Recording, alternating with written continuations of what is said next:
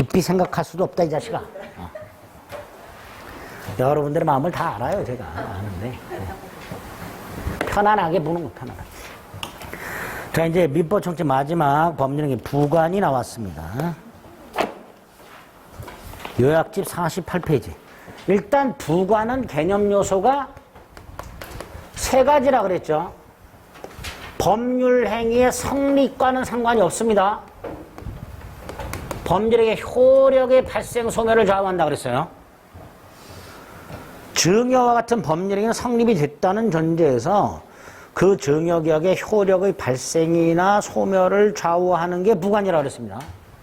성립하는 상관이 없어요. 장래 발생 사실이어야 돼요. 과거 사실이나 현재 사실, 장래 발생이 불가능한 사실, 이건 부관이 될 수가 없습니다. 장래 발생 사실. 당사자가 부과해야 된다 그랬어요. 따라서 토지거래 허가구역에서 허가를 받아라 와 같이 법에서 요구하는 거, 이건 부관이 될 수가 없다 그랬습니다. 일단 부관의 개념 요소는 세 가지죠. 두 번째, 장래 발생 여부가 불확실한 게 있고요, 확실한 게 있다 그랬죠. 33회 시험에 합격하면 불확실, 내가 죽으면 확실. 불확실한 걸 조건, 확실한 걸 기한. 조건이 발생하는 걸 조건 성취, 기한이 발생하는 걸 기한 도래, 이렇게 한다 그러죠. 조건이 발생했을 때 효력이 발생하는 조건을 정조건, 조건이 성취되었을 때 효력이 소멸하는 것을 해제 조건, 기한이 도래했을 때 효력이 발생하는 걸 시기, 기한이 도래했을 때 효력이 소멸하는 걸 종기, 이렇게 부른다고 그랬습니다. 일단 그 정도는 머릿속에 기억을 하셔야 돼요. 그리고 조건을 보는 거죠. 법률 행위의 효력의 발생 또는 소멸을 장래 발생 여부가 불확실한 사실에 의존케 하는 부관, 그게 조건이죠. 이때 조건을 붙일 의사가 있었으나 표시를 안 했어. 이거 조건이다 아니다? 아니지요. 단순한 동기에 불과하죠. 오른쪽 맨 위에 판례. 조건을 붙일 의사가 있었으나 표시하지 않았다면 조건이 될 수가 없다, 이렇게 되겠죠. 자, 그 조건의 종류. 정지 조건이 있고 해제 조건이 있다고 그랬죠. 정지 조건은 그 조건이 성취가 되면 효력이 생긴다고 그랬어요. 대표적인 게 동산 소유권 유보부 매매. 대금을 완납하면 소유권이 이전되는 효력이 발생. 대금을 완납하기 전까지는 소유권이 매도인에게 유보되어 있다가 대금을 완납하면 매수인에게 소유권이 이전되는 효력이 발생하니까 대금 완납이 정조건, 이렇게 되겠죠. 반면 해제 조건은 약혼예물 수수가 있죠. 혼인을 하지 않게 되면 반지를 돌려줘라 증여계약의 효력이 소멸한다. 따라서 혼인을 하지 않게 되었다. 혼인의 불성립. 이게 무슨 조건? 해제 조건이 되겠죠. 그게 약혼예물 수수가 됩니다. 판례 하나씩 꼭 기억해 주시고요. 밑에 구별. 조문 암기해야 되죠. 151조. 1항. 조건이 선량한 분석 기타 사회질서 위반해 불법 조건이야. 불법 조건이 붙어있는 법률행위는 조건만 무효가 되는 것이 아니라 법률행위 전체가 무효가 돼. 맨 밑에 판례. 부첩관계의 종료를 해제 조건으로 하는 증여. 아파트를 사줬다가 헤어지면 도로 뺏는 계약이라고 그랬죠. 조건 자체가 반사회 질서적이고요. 증여계약 전체가 무효가 됩니다. 그 다음에 151조 2항과 3항. 그 3항은 조문이 뒤가 끊겨 있어요. 편집하면서 조문이 끊겨 있어요. 자, 먼저 2항은 조건이 법률의 당시 이미 성취한 것이라고 되어 있죠. 기성조건이죠. 기성조건이 정조건이면 그 행위는 조건이 없는 행위로 유효, 기정조. 그 조건이 해제 조건이면 그 행위는 무효, 기해무, 이렇게 되죠. 반면에 3항 조건이 법률의 당시에 이미 성취할 수 없는 것 불능. 불능 조건이 해주 조건이면 조건이 없는 행위로 유효. 그 다음 뒤가 하나 생략됐죠. 어디 사라졌어요. 불능 조건이 정조건이면 그 행위는 무효. 기정조 기해무 불정무 불해조 이렇게 되죠. 외우자. 그 151조 3항 뒤에 쓰세요. 정조건이면 무효.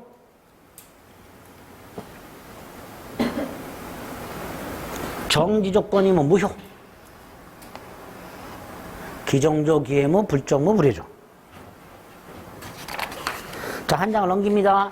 조건에 친하지 않은 행위, 즉 조건을 붙일 수 없는 행위,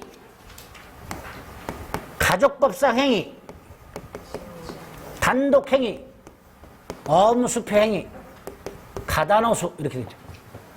예컨대 혼인 따위에 조건을 붙여버리면 조건 없는 행위가 아니라 그 법률행위 자체가 무효 이렇게 됩니다. 그런데 예외, 단독행위 예외 2개. 유증 채무면제, 유언에 의한 증여, 채무면제, 상대방의 이익만을 줘. 따라서 이 경우에는 조건을 붙일 수 있다. 또 하나 상대방이 동의한 경우. 단독행위에 예외적으로 조건을 붙일 수 있는 경우 2개. 상대방 동의한 경우하고 유증 또는 채무면제. 특히 채무면제는 꼭 기억해둬요. 조건 붙일 수 있다. 그 다음에 양가로 5번 조건부 행위의 효력. 조건 성취 전과 성취 후로 나눠서 조건 성취 전에 148조 조건부 권리 침해 금지. 침해하면 손해배상 책임이 발생. 그 손해배상 책임도 조건부로 발생. 갑이에게 시험에 붙으면 차를 사주겠다 해놓고서 안 사줘. 그러면 너는 시험에 붙은 다음에 손해배상을 청구 이렇게 되죠. 그러니까 손해배상도 조건부로 발생 이렇게 되겠죠. 149조 조건부 권리 처분, 상속, 보존, 담보로 할 수 있다. 특히 보존과 관련해서 부동산에 관한 정조건부 권리는 가등기를 미리 할 수 있다. 부동산에 관한 정조건부 권리는 가등기 할 수 있다. 150조 반신의 행위. 조건 성취로 불이익을 받을 당사자가 신의 측에 반하여 조건 성취를 방해했다. 상대방은 성취를 주장할 수 있다. 반대로 조건 성취로 이익을 받을 당사자가 신의 측에 반하여 조건을 성취시켰다. 상대방은 불성취를 주장할 수 있다. 조문 암기하고 판례. 조건 성취로 불이익을 받을 당사자가 조건 성취를 방해하면 상대방은 성취를 주장할 수 있는데 언제 성취한 것으로 볼 것이냐? 방해 행위가 있은 때가 아니라 방해 행위가 없었더라면 조건이 성취되었으리라 추산되는 시점. 그대로 암기. 그대로 암기. 조건이 성취됐다. 147조 1항, 2항, 3항. 1항. 정지 조건이 붙어있는 행위. 조건이 성취가 되면 성취한 때부터 효력이 생긴다. 장래용. 해제 조건이 붙어있는 행위. 해제 조건이 성취가 되면 성취한 때부터 효력을 잃는다. 장래용. 그런데 3항. 당사자가 조건 성취 효력을 소급하게 할 의사를 표시했다. 그 의사에 의한다. 소급해서 효력이 생기거나 소급해서 효력을 잃는다. 147조 3항. 일단 여기까지 조문을 철저하게 암기하시고요. 오른쪽에 보면 입증 책임이 있는데요. 조건과 관련한 입증 또는 증명 책임이 나오면 요거 거의 암기하다시피 해야 돼요. 아니면 찍거나. 2가지가 있어요. 하나는 각과 을 사이에 증여를 했는데 법률행위가 있는데 이 법률행위가 정지조건부 행위냐 아니냐, 정지 조건이 붙어 있냐 아니냐가 다퉈지고 있을 때 이 행위가 정지 조건부 행위에 해당한다는 사실 또는 정조건이 붙어 있다는 사실은 그 행위에 조건이 존재한다고 주장하는 자, 즉 무효를 주장하는 자, 즉 범죄의 효력을 부인하는 자, 얘가 증명. 각과 을 사이에 증여가 있는데 그 증여가 그냥 증여냐 아니면 을이 시험에 붙으면 증여하는 거냐가 다퉈지고 있을 때는 시험에 붙으면 증여한다는 조건이 붙어 있다는 사실에 대해서 무효 주장자가 증명해란 말이죠. 반면에 두 번째, 정기 조건부 증여라면 그 다음 그 조건이 성취되었다는 사실은 유효를 주장하는 자가, 즉 권리 취득을 주장하는 자가 입증해라. 이렇게 되죠. 거의 요 키워드 가지고 골라서 해당한다는 사실, 붙어 있다는 사실, 성취되었다는 사실, 요걸 찾아내셔야 돼요. 요걸 찾아내서 요런 사람들이 증명해야 된다. 존재를 주장하는 자, 무효 주장자, 효력을 부인하는 자 또는 유효를 주장하는 자 이렇게 나눠서 두 개를 구별하셔야 돼요. 무슨 말인지 모르죠? 괜찮아. 어차피 알아도 못 풀어. 암기해놨다가 기계적으로 갖다가 대입을 해볼 겁니다. 자, 기한은 법률의 효력 발생 또는 소멸을 장래 확실한 사실에 의존케 한다 그랬죠. 시기가 있고 종기가 있죠. 시기는 효력이 생기는 거, 종기는 효력이 소멸되는 거. 그런데 임대차 계약을 하면서 언제까지로 했냐? 임차인에게 매도할 때까지라고 정했어요. 그런데 그 임대차 목적물을 임차인에게 팔지 안 팔지는 불확실하죠. 그러니까 이건 기한이라 할 수가 없죠. 결국은 종기를 정하지 않은, 즉 기간의 정함이 없는 임대차 이렇게 되겠죠.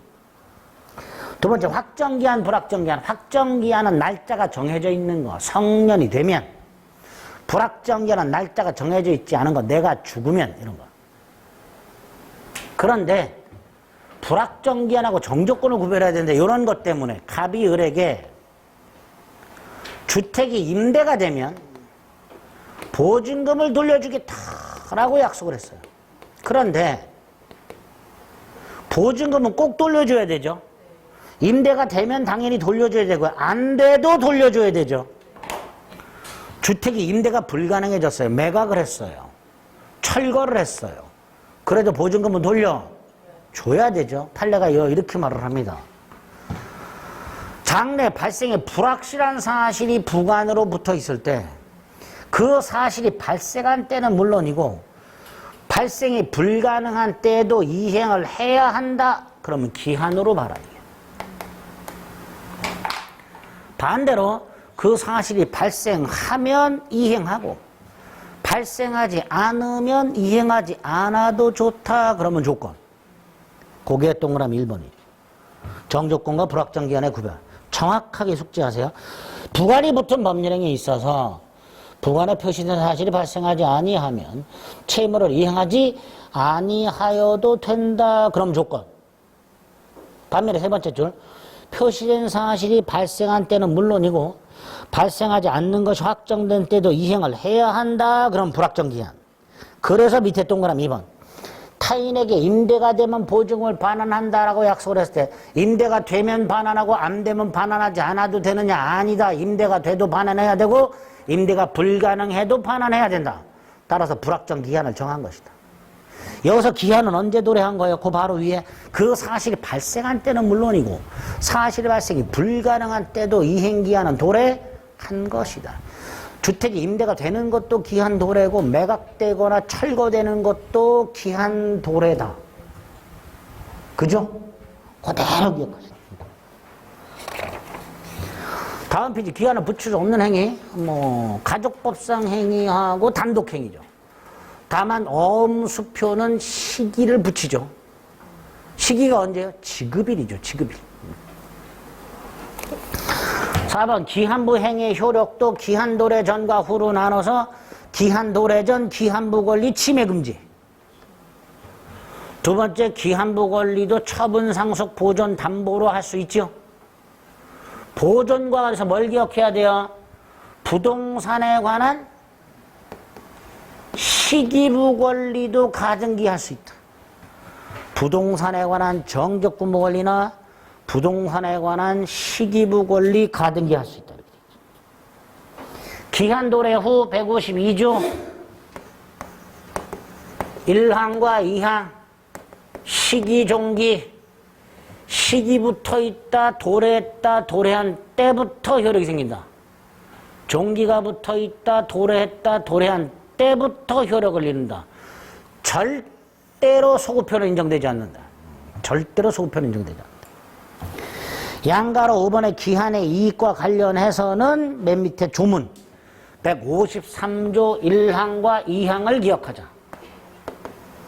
153조 2항 기한은 채무자의 이익을 위한 것으로 추정한다.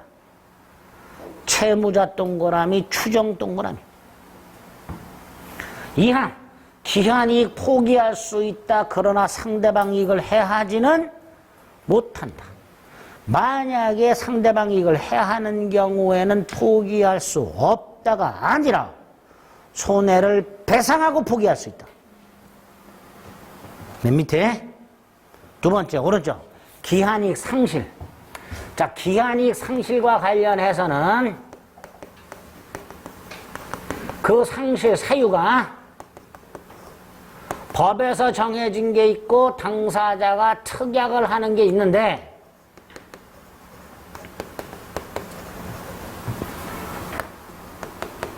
법에서 정해진 거 하나만 암기 388조 1호 채무자가 담보를 손상 감소 멸실하게 한 때 요거는 나중에 저당권 침해에 가서 써먹습니다. 또 하나가 특약. 예를 들어서 할부금을 2회 이상 연체하면 기한이익이 상실된다.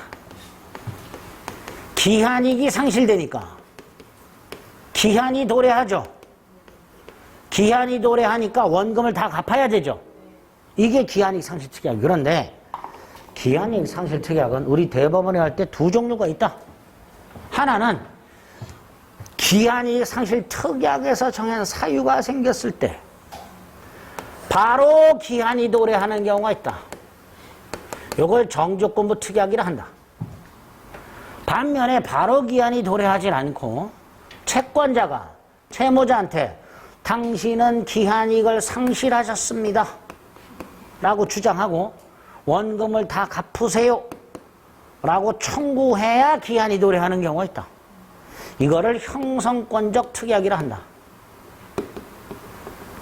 이렇게 기한이익 상실 특약은 특약에서 정한 사유가 생겼을 때 바로 기한이 도래하는 정지조건부 특약과 채권자의 의사표시를 기다려 기한이 도래하는 형성권적 특약 두 가지로 크게 나눌 수 있다.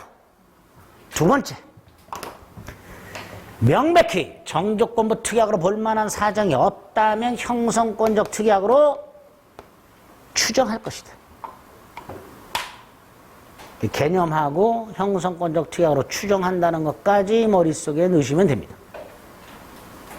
이렇게 부관과 관련해서 조문과 몇 가지 판례, 그 중에 입증 책임을 제외한 나머지 판례들은 쉬워요.